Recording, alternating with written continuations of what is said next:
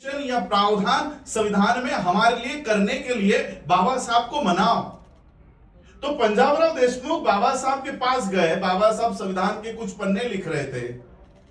बाबा साहब ने देखा पंजाबराव देशमुख आए। बाबा साहब ने वो जो कच्चा मसूदा होता है, ड्राफ्ट होता है, वो पंजाबराव देशमुख को दिया और कहा कि आप देखो इसमें कुछ छूट तो नहीं ना गया है, मैंने सही से लिखा है, मैं थोड़ा एक फ्रेश होके आता हूं, बाहर चक्कर लगा कर आता हूं। और जब बाबा साहब बाहर से वापस आए तब पंजाबराव देशमुख इनके आंखों में आंसू थे। बाबा साहब ने देखा कि पंजाबराव देशमुख रो रहे हैं, ओबीसीओं का एक नेता रो रहा है, शायद मुझसे कुछ गलती हो गई होगी। तो बाबा साहब ने पंजाबराव देशमुख से पूछा कि मुझसे कोई गलती हो गई है क्या। पंजाबराव देशमुख ने इन्होंने कहा कि मैं अपने समाज की ओर से आपको यह विनती करने आया था कि हमारे समाज के लिए भी आप इस संविधान में प्रावधान रखो, लेकिन मेरे विनती करने से पहले ही आपने हमारे समाज के लिए सारे प्रावधान इस देश के संविधान में लिखे।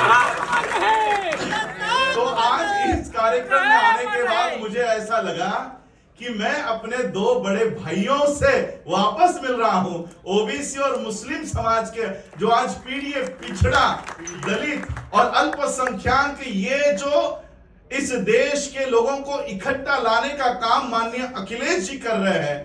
मैं अपने जीवन का अगर इसमें छोटा सा भी हिस्सेदार बन सकूं तो मुझे गर्व होगा कि बाबा साहब के संविधान को बचाने की लड़ाई में मैं आपके साथ था।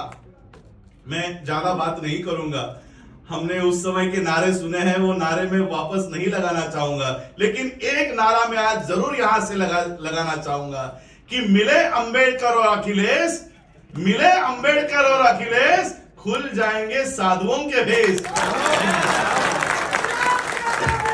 तो मैं आज आपके इस मिलन समारोह में बहुत बहुत बधाइयां देता हूं और इसी तरह मैं तो चाहता हूं कि ये एक्सपेरिमेंट, ये प्रयोग पूरे भारत में हो और पूरा भारत इन जो विभाजन करने वाली ताकतों को ये बता दें कि हम भारत के लोग हैं, ये we the people of India, ये क्रिएट करने का काम, ये निर्माण करने का काम माननीय अखिलेश जी कर रहे हैं। उसके लिए हम तहे दिल से शुक्रिया अदा करते हैं। Thank you. मुझे आपने बुलाया, यहाँ पे मान दिया, सम्मान दिया, इसलिए बहुत बहुत शुक्रिया, धन्यवाद। जय भीम, जय संविधान।